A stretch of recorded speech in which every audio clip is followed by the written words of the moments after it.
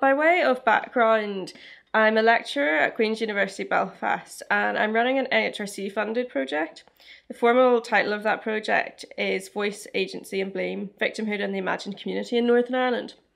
And very much picking up upon the theme of voice and victims' voices in periods of transition and the post-conflict context, we wanted to create an archive that gave space to victims' voices. So what we have done with this archive is it'll be an online archive of audio recordings of victims' voices.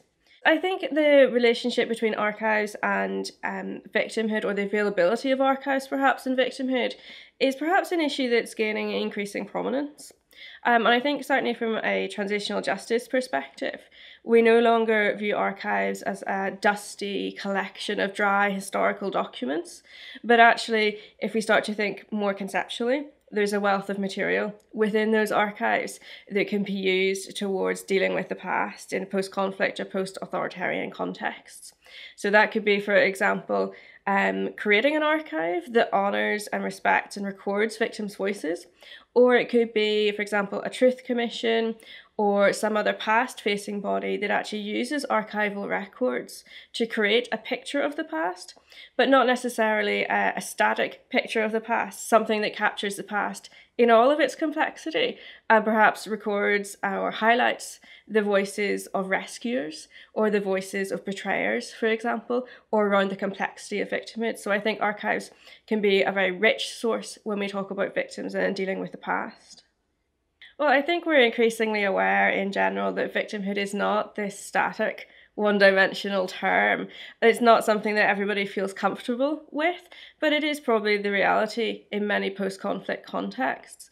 And I think archives can demonstrate how easily, or perhaps how common it is, that people can move from a position of victimhood to perpetratorhood, and back to victimhood, and back to perpetratorhood.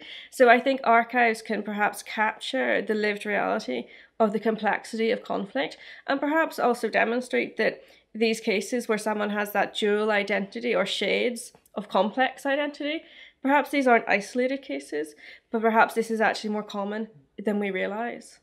I think civil society archives can play a huge role in dealing with the past. I largely work on the Northern Ireland context, and as a lot of people will be aware, we haven't had a formal process of dealing with the past in Northern Ireland. And in that vacuum, civil society organisations have played a huge role in both documenting the past and examining the past. I think the Northern Ireland case is a very interesting example of that, where there are a multitude of different community and civil society-led oral history projects or local truth-telling projects or archival projects. And that has allowed both people to put their story on the historical record, but it's also created a safe space for people to talk about the past and where that material can be captured that would otherwise be lost. So I think community organisations can play a huge role in the creation of archives, but also in creating an environment in which archives can be made by having a safe space for survivors to tell their stories. I think thinking about our experience of creating an archive, I think for me, and it's something I'm not an archivist by background or by training, but I think for me, I've learned that archives don't have to be textual documents, full of textual documents, or something that's held, for example, in a central formal repository. In fact, an archive can be made at quite a small local scale, and probably what is important about creating an archive of any kind is you do that with respect to those whose information that you're housing, and you adhere to ethical principles at all time. But certainly in respect to creating an archive that explicitly focuses on victims' voices, it is about returning ownership of their experience to those individuals and empowering people by allowing people to use their voice and agency.